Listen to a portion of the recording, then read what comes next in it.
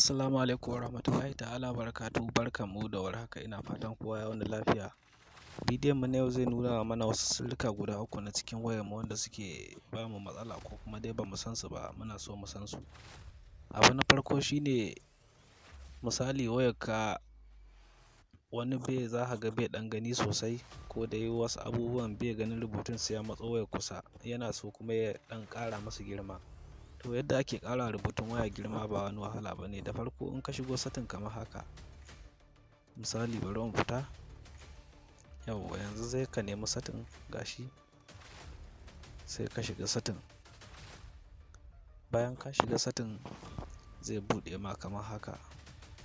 To setting ɗin wasu wayoyin kala kala ne, amma dai duk gurin iri ɗaya ne. Shine za ka shiga nan display. Idan ka shiga display zai baka abubuwa kamar haka, sai ka duba font size, wannan kenan, gashi nan, wannan shine font size, wannan sai ka shiga. To anan za ka ga gashi nan A small and large, sai ka jawo wannan keybind ta taho gaba, ka gani rubutunka ya ƙara girma. Shikenan ka gama da wannan, sai ka rubutunka ya zama gwara-gwara kenan, ko ka fito za ka iya gani. Ka ga wannan abubuwan sun ƙara girma ga su nan. In kuma kana so ka rage su su koma ƙanana, sai za ka iya maido su default ko ka maido su small, ka jawo su baya gaba ɗaya. In ka fito waje za ka ga nan sun ƙara ƙanƙancewa, sun zama ƙanana.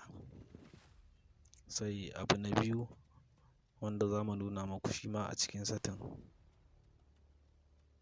shine wani za ka ga wayar shi misali ya sa ta a key, za ka ga notification sun cika mai gaban screen. To idan baka buƙata wannan notification, akwai hanyar da za ka bi ka kulle gaba ɗaya notification, ba wanda zai hayo ma kan notification naka. Ka sa wayarka a key misali, ka sa wayarka a key kamar haka.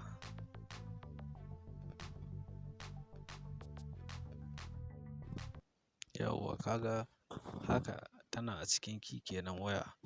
Za ka ga notification duk sun cika nan gaba, sun cika gaba, sun shigo kuma sun rufe fuskokin hotunan naka. Misali sun rufe abin da yake kan waya. To in baka so ko ɗaya fito kamar haka, za ka iya kullewa.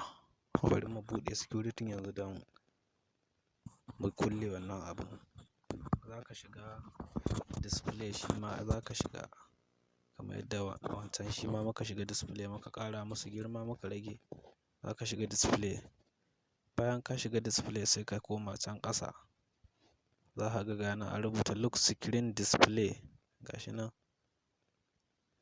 Ka gani lock screen, do not show notification at all. In ka sa nan ba zai sama notification ba ko ɗaya. Ka gani na kulle do not show notification at all.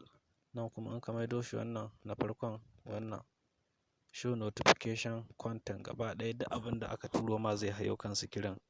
Nan kuma show sensitive contact only when on lock, za ta nuno ma wasu masu muhimmanci daga ciki. To nan kuma lock screen message, again shi ma za mu yi maganar shi akan yanzu bayan mun cire wancan. Yanzu za ka sa wannan na ƙarshen, ba wanda zai hayo ma. Sai abu na uku, wannan lock screen message idan wayarka ta shiga key misali, wasu sun fi yawan ta sa suna. To idan ka sa sunanka, da ka danna ta buɗe, za ka ga sunanka ya hau akan screen. Misali yanzu in sa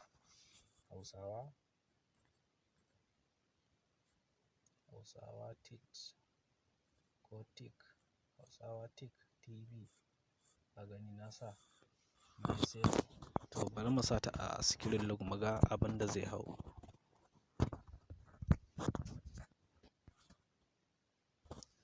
Yauwa kun gan shi nan ya hau, gashi can a can sama saman time, gashi nan gurin kun ga ya sa Hausawa Tech TV. To kai ma idan kana so za ka iya sa sunanka da abin da kake so, ko sunan budurwarka dai ko dai da sauransu. Da ka sa sunanka, idan ka sa wayarka a key za ka ga gashi sunan nan ya bayyana a sama. Bari mu buɗe. To gashi nan kuma a cikin again. To mun gode sosai da kallon wannan bidiyo.